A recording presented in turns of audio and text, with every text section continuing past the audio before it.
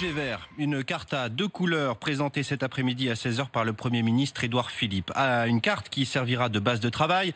Base de travail pour le déconfinement à partir du 11 mai, lundi prochain. Pour établir ces 2 couleurs, des critères sont pris en compte. 2 critères, la circulation du virus et la capacité des lits de réanimation dans les hôpitaux. Le Premier ministre avait, rappelez-vous, parlé d'un 3e critère, le système local de tests. Le gouvernement a promis 700 000 tests par semaine à partir du 11 mai, mais cela a pris du retard. Gladys Laffitte. Jusqu'ici, seules les données d'un tiers des laboratoires privés et la totalité de ceux du public étaient comptabilisés par Santé publique France.